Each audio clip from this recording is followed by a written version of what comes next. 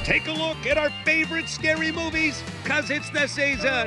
We'll go behind the scenes of The Exorcist with Linda Blair herself, Silence of the Lambs with Academy Award winner Sir Anthony Baba Beans Hopkins, Get Out and Us with Jordan Peele, the real Mrs. Warren who found the real haunts of The Conjuring 2, The Nun, and so much more. Also the stars of those movies too. Oscar winner Jamie Lee Curtis screams praises to Halloween and so much more from the most haunted place in America as we take a look!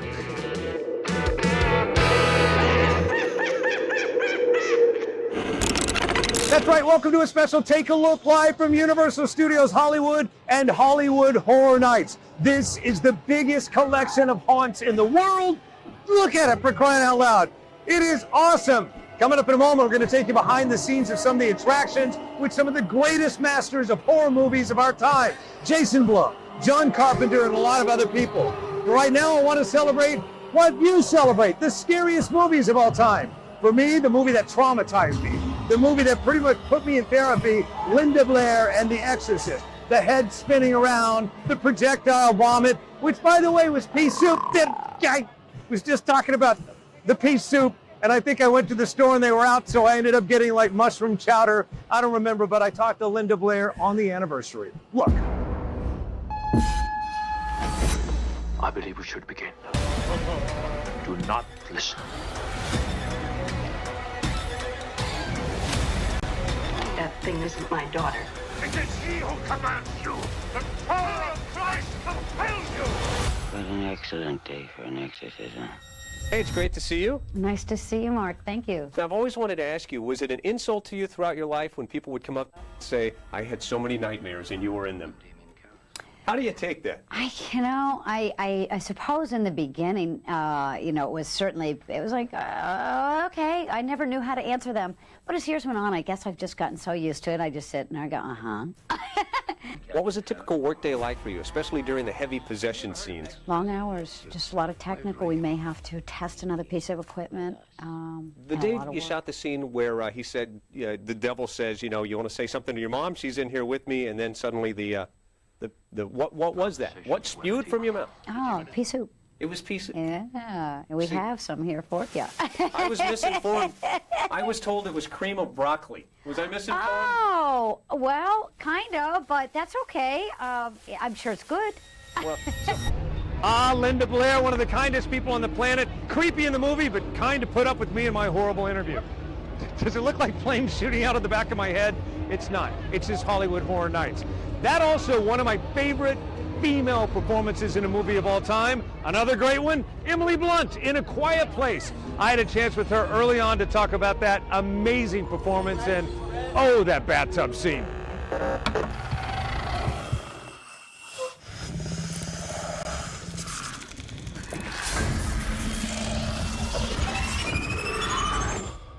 Anybody that knows anything about the way to see movies, you hold your popcorn for swells in the music or action sequences. That's it. I held a fistful of popcorn for like 45 minutes. I know, forget it. You don't have a chance. You're just going to watch this film starving. Right? Yeah, pretty much. Yeah. Save the popcorn for later. Yeah. Because you're gonna need some carbs because you're gonna be burning them off through all of the exhaustion of watching this thing. Good. What's your favorite scene? You've seen it, I'm sure, many times. I mean, I don't know if I can say it sort of I enjoy it, but I think I enjoyed people's reaction to the nail sequence, like the whole nail in the stairs. It was like when I saw it with the South by Southwest audience, which is when I first saw it with an audience of 1,200 people. We didn't know that the nail set piece would play as well as it did, but honestly, as soon as I turn on the basement lights, people are like, no, like they were just like screaming at the screen. So it was kind of fun to watch.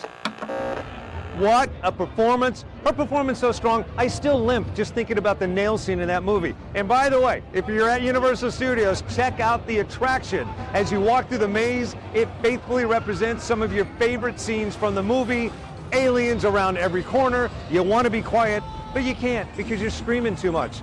Hey, speaking of screaming too much, segue into my other favorite movie, and again, a strong female performance. In fact, a performance so strong, the scream lasted from last century all the way to this century. I'm talking about Jamie Lee Curtis in Halloween. It started in 1978. It is still going strong. In fact, I caught up with her right here a couple years ago to talk about that.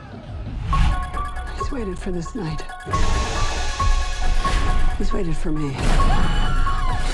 I've waited for him. Get out! So long! Get inside! What did we look forward to at the new Halloween? What are you most proud of? Intense. It's intense and it's beautiful. So it's super intense and beautiful. You just described your movie the way I describe you everywhere. Nice to see you. Yeah, how awesome is she? The now Academy Award-winning Jamie Lee Curtis. Great news, another Halloween movie on the way. Also, Jason Blum of Blumhouse announcing that a new series Jamie Lee Curtis connected to on the way as well. I can't wait for that. All right, let's keep this Take a Look Halloween horror special continuing. The Conjuring, Annabelle, an entire universe inspired by a real-life couple. I catch up with the real-life couple and the Hollywood couple that play them as Take a Look continues. Don't move.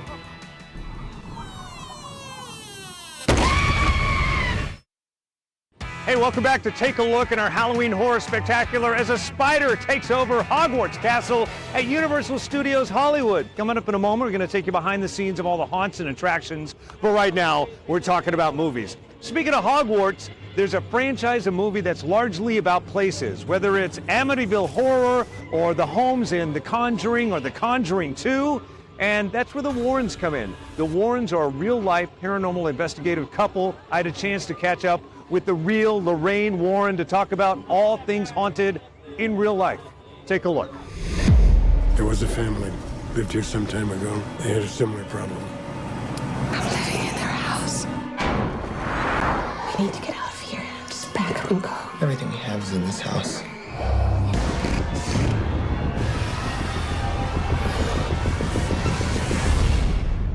My name is Lorraine Warren. I went to the Amityville home with my husband back in 1976. We were called in because of our expertise in the area of research into haunted locations. And so you worked with the Lutzes. You knew this family, and you instantly perceived this house as being infinitely disturbed. Yes. The first day, which is most unusual, when you go into a case, it takes a while before you're able to document, before you're able to get the evidence, unless you go into a poltergeist-infested home where stuff's flying all over the place. That's a totally different deal. That's a totally different cup of tea altogether. Now, in this, the moments we see that are disturbing in this movie, some of them are Hollywood-inspired, but tell me something that we see in this movie that is absolutely accurate to what you saw happen in the house. I had come under attack going up the stairs from the first floor almost to the second floor landing. Felt this tremendous pressure on my body. And feeling that pressure on my body, I had a relic, a Padre Pio, in my hand. A priest who suffered the wounds of Christ for 50 years of his life, had the gift of stigmata, could physically fought the devil, and had the gift of bilocation and discernment, which means he could be in two places at one time. And we both came under attack at the exact same time. I'm getting chills just listening to this. Do I have time to get a reading? Do I have time? Let's do a reading. Okay. Oh, now that's much. You're going to read my aura? I can read your aura. Okay. All right. Health. I don't know how to read it into things that happened to you when you were younger. I don't know what that is. Something that happened. I don't know if it's a sport injury. I don't know what it was. I don't know what it was. I can see it in your eye. It's nothing that's leaving scars, but it's something that has affected your health. Your emotions, keep things pretty much intact. You don't allow yourself to fire off. You think before you make decisions. Now, the spiritual part. There's no organized religion. I don't see an organized religion in your aura at all. But I think, from what I see, You believe in a supreme being. You just don't keep it very organized. Oh, you so precisely nailed everything. What an awesome opportunity to talk to the late Lorraine Warren. By the way, she never made a dime from any of the movies. Book sales and appearances I'm sure took off, but nothing from the movies.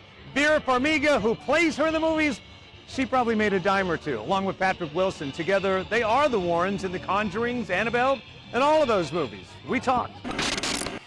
You are going to die.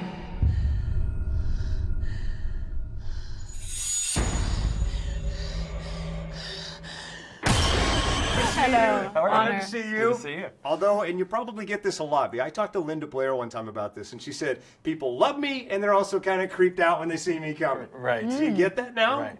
Having done 3? Luckily, we're not possessed. No, yeah. No, we don't. I don't get that. I don't get, yeah. People are eager to share their haunting People stories. tell me they're scared of you, but they're not so much of me. They are awesome, and by the way, if you haven't seen The Conjuring 2, it's the best horror sequel of all time, hands down guaranteed. Google it. Most people tend to, he agrees with, you know what I'm saying, right? By the way, Patrick and Vera don't have long-term contracts to play the Warrens. They just say they'll keep coming back as long as the stories are solid. Patrick says he wants to keep playing Mr. Warren even after he crosses over to the other side. You know what I'm talking about, right? All right. When we come back, my favorite filmmaker for horror and suspense of this century. Of course, I'm talking about Jordan Peele. It all started with Get Out. We'll talk about that and more.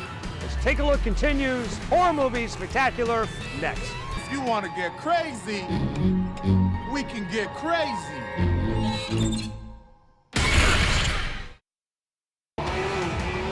Hey, welcome back to Take a Look and our Halloween special from Universal Studios, Hollywood, and Halloween Horror Nights. Camera guy Julian, are you okay? Did he hurt you? Did he cut you?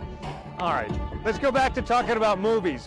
My favorite horror suspense filmmaker of this century, the brilliant, the great, the genius, Jordan Peele. It all started with Get Out, then came Nope, Us, those movies. But I went back to the day to talk to him about Cats. Take a look. Good to see you, man. Good to see you, man. We have some history we should probably talk about. All right. So when I interviewed you for the movie Keanu, I thought it would be great to do it in a cat sanctuary. Yes. And I was holding a cat.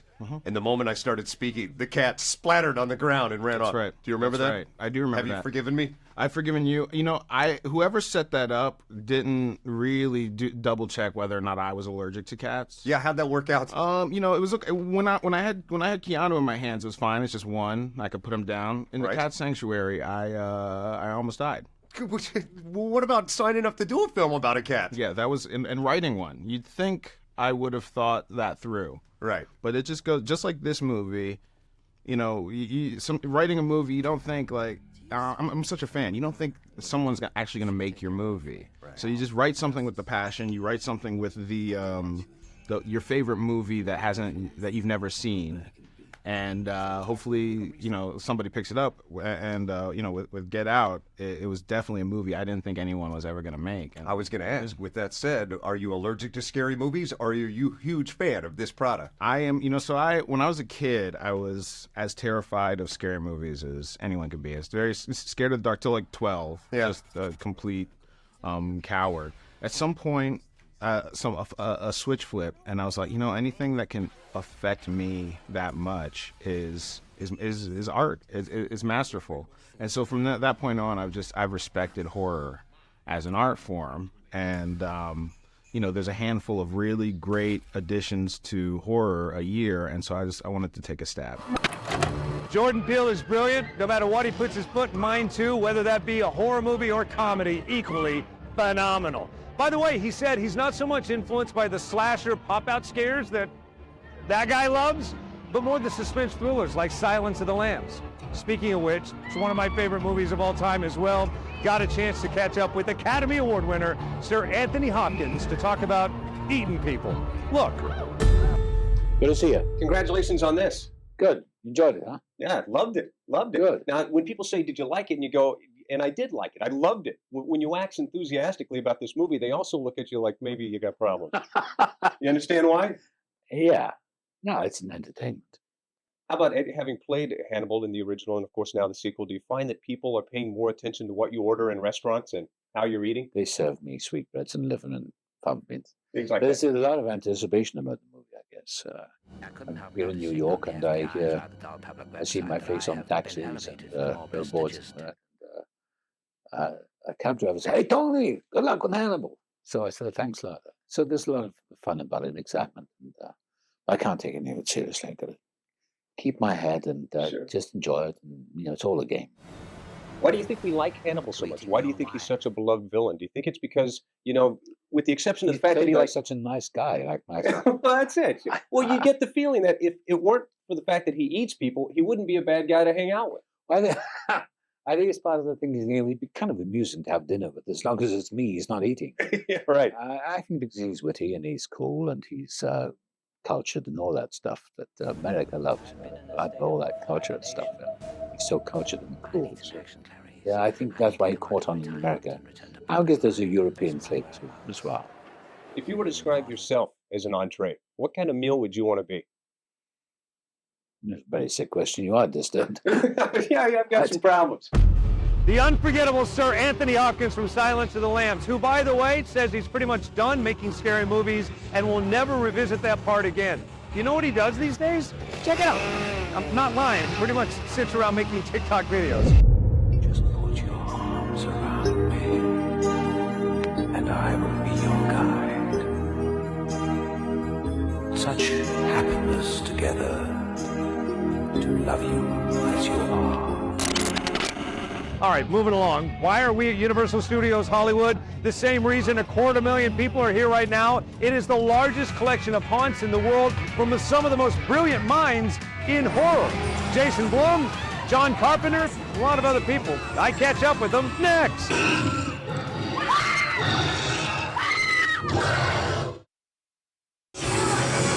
Hey, welcome back to Take a Look in our Halloween Horror Night Spectacular, live from Universal Studios in Hollywood Horror Nights, home of the frequent fear pass. Technically right now, I need a frequent change of underpants pass, but that leads me to something a little tamer. Check this out.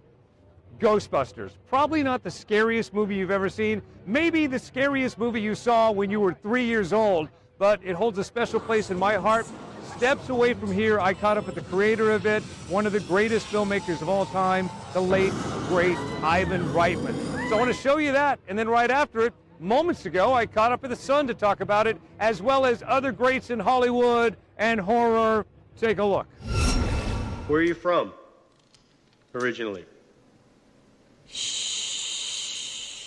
I'm heading back up there tomorrow, and I've been on the set with him, most of the last 2 months, and he's doing an extraordinary job. Congrats on the great kids and the great movies. It's an honor because I stood on this very carpet talking to your dad, and he was so proud that you were taking it over, and it's one of my favorite red carpet moments of all time. Oh, that's really kind of you. I've been coming to Halloween Horror Nights since I was a teenager. I went to the original iteration back in the 90s, so having Ghostbusters here at Universal Studios, I mean, that's it. That's the ultimate. I can't wait to go in there and get the crap scared out of me. Get her! I've always said, like Walt Disney, what he was to animation and films last century, you are to horror and adult suspense this century. So with that said, how cool is it to have your own ride? It's amazing. It's amazing. And thank you for saying that. That's a real compliment. I mean it. And it's great. It's great. We've never had the Terror Tram before, so it's new for me. I was just taking a picture of the poster, so I'm excited about that. So awesome. In case you wonder about the poster, that's the lovely art right down there. What can we experience? What's it about? Well, it's got 4 movies. It's got Megan, Black Phone. I'm cheating right now. Happy Death Day. I love that you're looking. You're cheating at your own art. I haven't done it yet. So I'm excited to do it, but I haven't done it yet.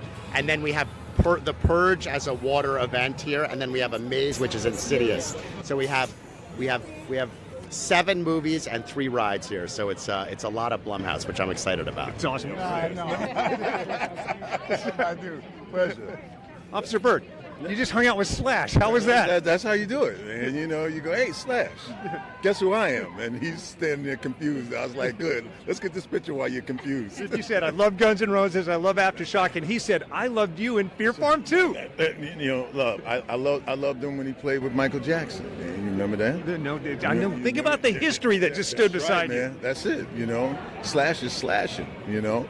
But then again, I'm me. Man, I'm me. Help me! Help me! Call the police! Help me!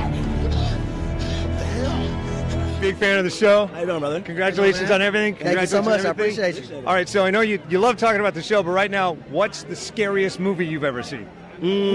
Scariest movie I've ever seen, probably The Birds. I feel like the first real horror movie I saw that genuinely terrified me was Insidious. And I still love those movies and watch those movies all the time. So I still hear Lin Shaye's voice in my head. So how weird is it to know that Lin Shaye from Insidious is just down the red carpet? I did not even see. You gotta double back. What the heck? I gotta go say hi. I'm gonna freak out. You beam joy and positivity, yet at the same time, you probably creep some people out. Is that a gift as well? I think, I love to inhabit other people and other characters. You are lucky my husband is not here. He would shoot you. Now get out! Lin Shaye is awesome and has gone on to say she'll make more Insidious movies for as long as they offer them. She's there for them. By the way, I don't think that Insidious movies are the scariest thing she's done. Frankly, go back and look at something about Mary. You know what I'm talking about. There's some scary moments in that. All right, that wraps it up for our Halloween Spectacular Happy Haunting Season. Be sure and like and subscribe. Take a look on YouTube. Jump in the comments and tell us your scariest movie.